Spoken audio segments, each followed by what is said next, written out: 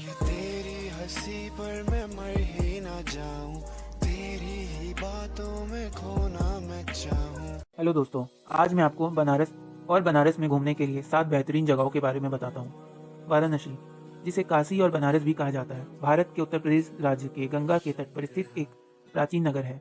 हिंदू धर्म में यह एक अत्यंत महत्वपूर्ण तीर्थ स्थल है और बौद्ध व जैन धर्मों का भी एक तीर्थ है। हिंदू मान्यताओं में इसे अविमुक्त क्षेत्र कहा जाता है। पौराणिक कथाओं के अनुसार काशी नगर की स्थापना हिंदू भगवान शिव ने लगभग 5000 वर्ष पूर्व की थी, जिस कारण ये आज एक महत्वपूर्ण तीर्थ स्थल है। यह हिंदुओं की पवित्र सप्तपुरियों में से एक है। स्कंद पुराण, रामायण, महाभारत एवं प्राचीनतम वेद, ऋग्वेद सहित कई हिंदू ग्रंथों में इस नगर का उल्लेख आता है। सामान्यतः वाराणसी शहर को लगभग 3000 वर्ष प्राचीन माना जाता है। महाभारत काल में काशी भारत के समृद्ध जनपदों में से एक था।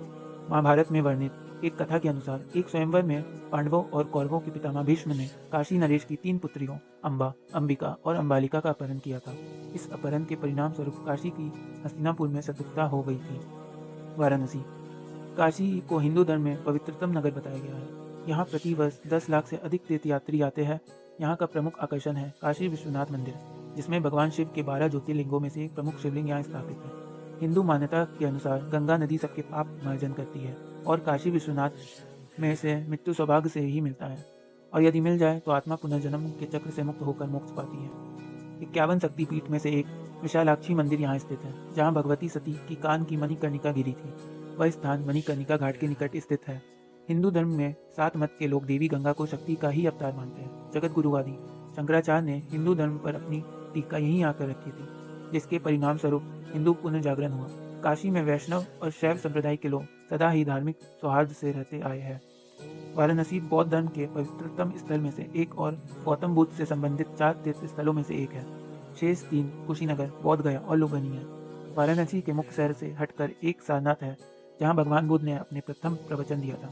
इसमें उन्होंने बौद्ध धर्म के मूलभूत सिद्धांतों का वर्णन किया था।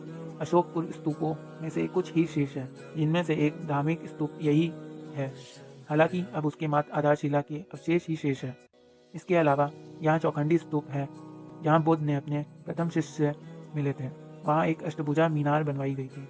काशी विश्वनाथ मंदिर, काशी विश्वनाथ मंदिर भगवान शिव को समर्पित एक प्रसिद्ध हिंदू मंदिर है। यह भारत के उत्तर प्रदेश के प्राचीन शहर बनारस के विश्वनाथ गली में स्थित है। यह हिंदुओं के सबसे पवित्र तीर्थ स्थलों में से एक है और भगवान शिव के 12 ज्योतिर्लिंग मंदिरों में से एक है।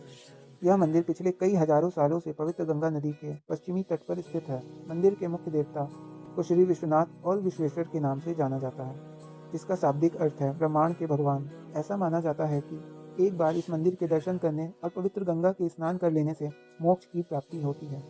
वाराणसी को प्राचीन काल में से काशी कहा जाता है और इसलिए इस मंदिर की लोकप्रिय रूप से काशी विश्वनाथ मंदिर कहा जाता है। मंदिर को हिंदू शास्त्रों द्वारा सर्व सांस्कृतिक पूजा एक केंद्र हिस्सा माना जाता है। विश्वनाथ मंदिर को इतिहास में कई मुस्लिम शासकों द्वारा बार बार तोड़ा गया।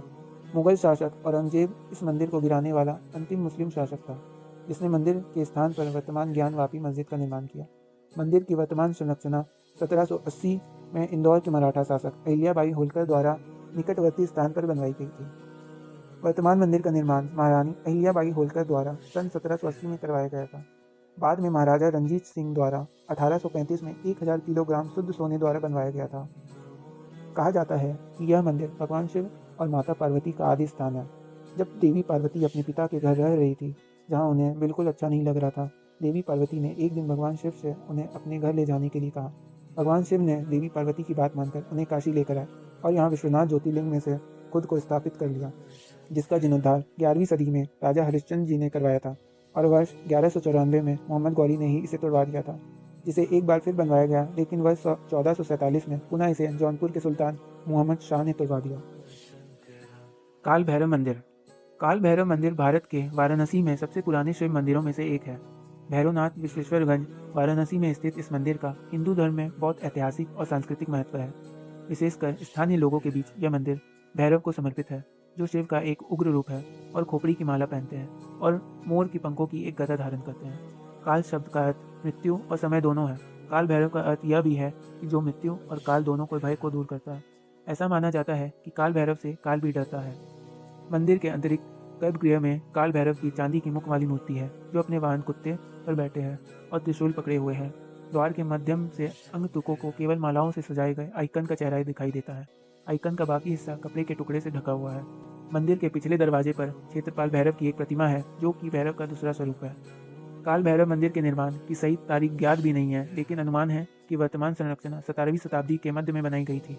काल भैरव को सृष्टि का कोतवाल माना जाता है। हर कोई जो सृष्टि में अस्तित्व में रहना चाहता है, उसे अस्तित्व में रहने के लिए उसकी अनुमति लेनी होगी। उन्हें सती पिंड का कोतवाल भी माना जाता है और उनकी अनुमति के बिना कोई भी सती पिंड को छू नहीं सकता है।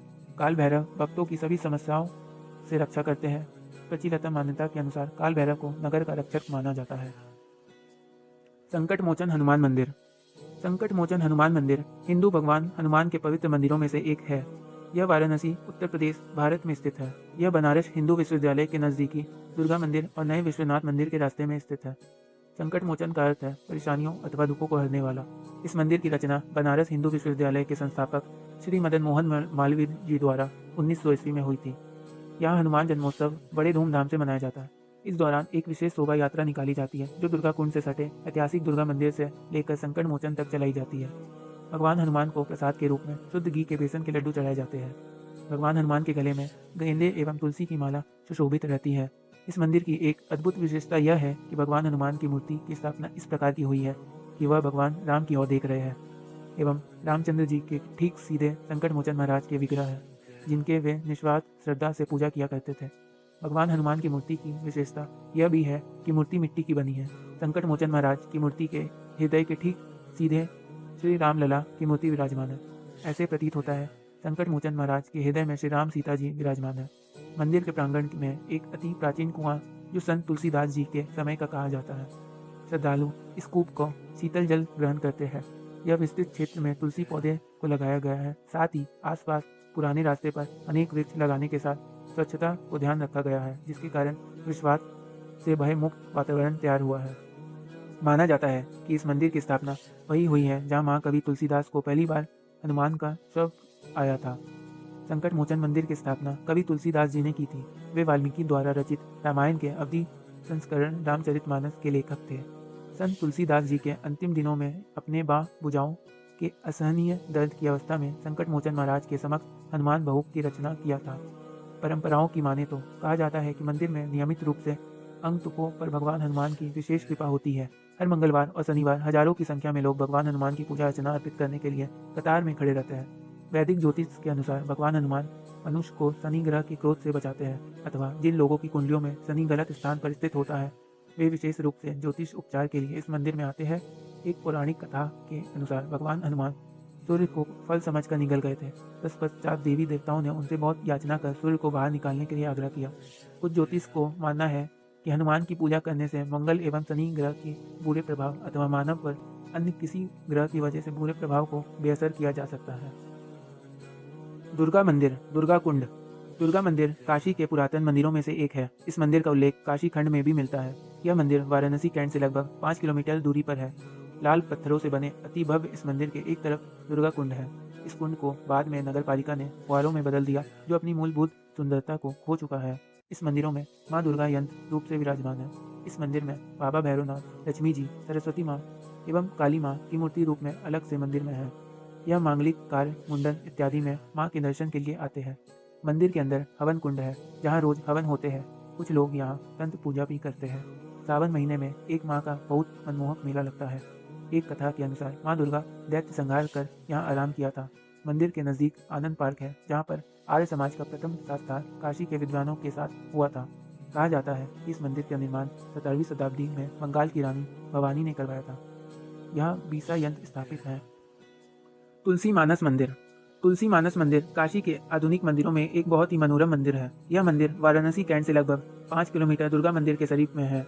इस मंदिर को सेठ रतनलाल सुरेका ने बनवाया था। पूरी तरह संगमरमर से बने इस मंदिर का उद्घाटन भारत के तत्कालीन राष्ट्रपति महामहिम सर्वपल्ली राधाकृष्णन द्वारा सन 1964 में किया गया। इस मंदिर के मध्य में श्री राम, माता जानकी, लक्ष्मी जी एवं हनुमान जी विराजमान है। इनके एक और माता अन्नपूर्णा एवं शिव जी तथा दूसरी तरफ सत्यनारायण जी का मंदिर है। इस मंदिर के संपूर्ण दीवार पर रामचरितमानस लिखा गया है। दीवारों पर रामायण के प्रसिद्ध चित्रण को बहुत सुंदर ढंग से निकासित किया गया है। इसके दूसरी मंजिल पर संत तुलसीदास जी विराजमान है। साथ ही इस मंजिल पर स्वचलित श्री राम एवं कृष्ण लीला होती है। इस मंदिर के चारों तरफ बहुत सुहावना घास एवं रंगीन फुआरा है जो बहुत ही मनमोहक है। यह अन्नकूट महोत्सव पर 56 भोग की झांकी बहुत ही मनमोहक लगती है। मंदिर के प्रथम मंजिल पर रामायण के विभिन्न भाषाओं को दुर्लभ कृतियां पुस्तकालय में मौजूद है। संपूर्ण मंदिर के पराधी में बहुत ही कलात्मक ढंग से एक पहाड़ी पर शिव जी के मूर्ति से झरने का अलौकिक छटा देखा ही बनती है। मानस मंदिर के ठीक सामने एक अत्यंत रमणीक सती रानी मंदिर है जिसकी देख रेख की व्यवस्था भी मानस मंदिर की प्रबंध समिति करती है। भारत माता मंदिर। भारत माता मंदिर महात्मा गांधी काशी विद्यापीठ वाराणसी के प्रांगण में है। इसका निर्माण डॉक्टर शिव प्रसाद गुप्ता ने कराया और उद्घाटन सन 1936 में गांधी जी द्वारा किया गया। इस मंदिर में किसी देवी देवता का कोई चित्र या प्रतिमा नहीं है, बल्कि संगमरमर पर उकेरी गई अविभाजित भारत का चित्रयामी भौगोलिक मानचित्र है। इस मानचित्र में पर्वत, पठार, नदियां और सागर भी बखूबी दर्शाया गया है। सारनाथ। सारनाथ भारत के उत्तर प्रदेश राज्य के वाराणसी जिले के मुख्यालय वाराणसी से लगभग 10 किलोमीटर पूर्वोत्तर में स्थित प्रमुख बौद्ध एवं हिंदू तीर्थस्थल है। ज्ञान प्राप्ति के पश्चात भगवान बुद्ध ने अपना प्रथम उपदेश यहीं दिया था, जिसे धर्म चक्र परिवर्तन का नाम दिया जाता है और बौद्ध मत के प्रचार प्रसार का आरंभ था। इस स्थान बौद्ध धर्म के 4 प्रमुख तीर्थों में से एक है। अन्य 3 लुम्बिनी, बोध गया और कुशीनगर हैं। इसके साथ ही सारनाथ को जैन धर्म एवं हिंदू धर्म में भी महत्व प्राप्त है। जैन ग्रंथों में इसे सिंहपुर कहा गया है और माना जाता है कि जैन धर्म के 11वें तीर्थकार शंशनाथ का जन्म यहाँ से थोड़ी दूर पर हुआ था। यहाँ पर सरंगनाथ महादेव का मंदिर है, जहाँ सावन के महीने में हिंदुओं का मेला लगता है। सारनाथ में अशोक का चतुर्मुख सिंह स्तंभ, भगवान बुद्ध का मंदिर, धार्मिक स्तूप, चौखंडी स्तूप, राजकीय संग्रहालय, जैन मंदिर, चीनी मंदिर, मुलुंगकुटी और नवीन विहार इत्यादि दर्शनीय है। भारत की राष्ट्रीय चिन्ह यहीं के अशोक स्तंभ के मुकुट की दिव्यमयी अनुकृति है। मोहम्मद गौरी ने सारनाथ के पूजा स्थलों को नष्ट कर दिया था। उसी समय बौद्ध धर्म के अनुयायियों इतिहास के विद्वानों का ध्यान इधर गया। वर्तमान में सारनाथ एक तीर्थ स्थल और पर्यटन स्थल के रूप में लगातार वृद्धि की ओर अग्रसर है। प्रबुद्ध सोसाइटी नीचुआ जलालपुर गोपालगंज बिहार के सारनाथ में बनते चंद्रमा के संयोजक में प्रबुद्ध सम्मान समारोह प्रतिवर्ष करती है। इसका सारनाथ को इतिहास में सबसे गौरवपूर्ण समय गुप्त काल था। उस समय यह मथुरा के अतिरिक्त उत्तर भारत में कला का सबसे बड़ा केंद्र था। हर्ष के शासनकाल में हिंद स्वंग भारत आया था। उसने सारनाथ को अत्यंत खुशहाल बताया था। हर्ष के बाद कई 100 वर्ष तक सारनाथ विभिन्न शासकों के अधिकार में था, लेकिन इनके शासनकाल में कोई विशेष उपलब्धि नहीं हो पाई।